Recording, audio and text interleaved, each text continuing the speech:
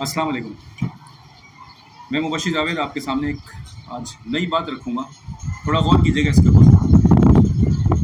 कुछ अर्से पहले मैंने एक यूट्यूब पे वीडियो देखी, तो उसमें कॉन्सेप्ट ख़राब किया जा रहा था। कॉन्सेप्ट ख़राब किस चीज़ का, आइए मैं आपको बताता हूँ। दिखाया गया कि एक साहब हैं, वो पता नहीं जंगलात के अंदर गए हैं और उन्होंने बताया कि फूड जब नहीं है तो उन्होंने सांप को खाया, उसके अलावा चूहा खाया, छिपकली को खाते हुए दिखाया और बता रहे कि अगर कोई कमांडर ट्रेनिंग होती है और कुछ खाने को ना हो तो हमें ये सब जानवर खाने चाहिए।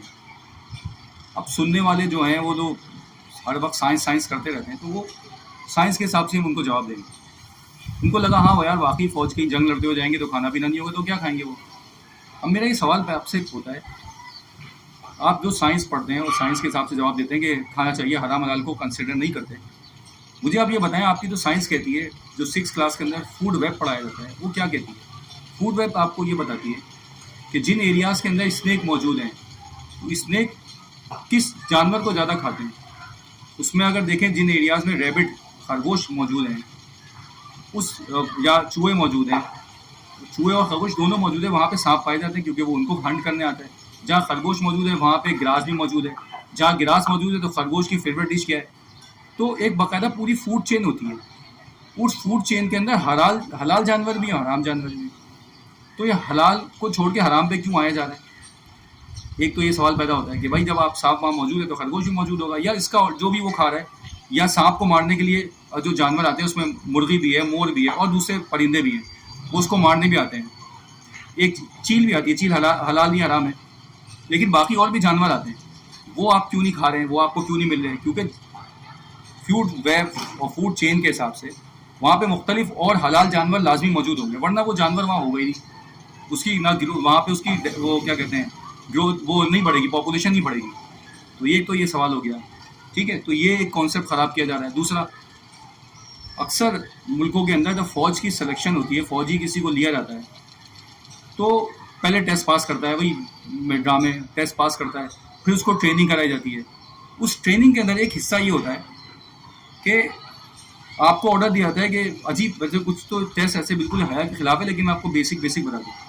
पूरे कपड़े उतार देते हैं, पूरा बरहाना कर देते हैं और कहते हैं ग्राउंड के चक्कर लगाओ। इससे जंग का क्या ताल्लुक है?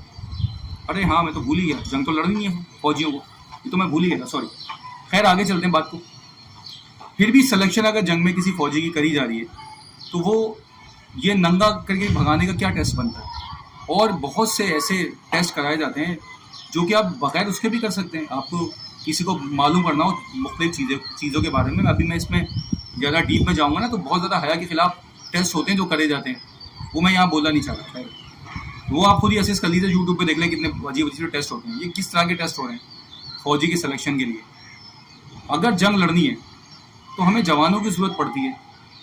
आपने एक वाक़या सुना होगा माज़ और माऊस का, कि नबी करीम सल्लल्लाहु अलैहि वसल्लम के सामने सहाबा मौजूद हैं और 2 सहाबा पंजों पे खड़े हो गए, बच्चे कह रहे हैं हमें भी जंग पे जाना है। नबी ने उनको इजाज़त भी दे दी, वो जंग में गए, अबू जहल को जानू रसीद भी कर दिया। वहाँ पे तो कोई इस तरह की सिलेक्शन में अजीब अजीब सी चीज़ें नहीं रखी हुई। तो ये किस तरह की सिलेक्शन में किस तरह के टेस्ट हो रहे हैं, ये क्या हो रहे हैं? पहले फला टेस्ट दो, वो पास हो जाए, IQ टेस्ट उसका नाम रखा हुआ है, फिर बेहया बनाने की हया उसके अंदर से निकालने के टेस्ट होते हैं, फिर हर बिला वजह के ऑर्डर मान लो। मतलब एक फौजी है, वो जो बिला वजह का ऑर्डर ऊपर से मिले वो मान लो। उस ऑर्डर में क्या बोलो, सामने दरख्त है उसको जाके सल्यूट करो, ये कोई है? सामने बच्चे हैं उनको गोली मार दो, मार देगा। यानी कि वो चाहते हैं जो उनका ऑर्डर आए उसको फ़ौरन पूरा करो। मैं ये नहीं कहता कि ऑर्डर ऊपर से आया उसको हम नहीं मानना चाहिए, कुछ सही है, ऊपर से हर बात में क्यों नहीं करनी चाहिए, लेकिन कुछ ऑर्डर ऐसे हैं जो कि नहीं होने चाहिए।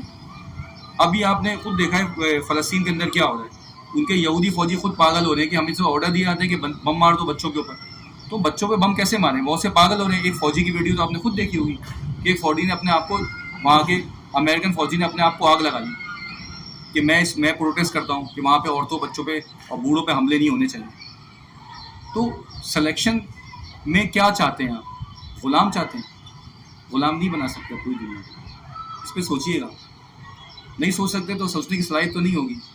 आप इक़्तिदार चाहिए तो कितना इक़्तिदार चाहिए होगा, लो फिर इक़्तिदार ढूंढो इसमें।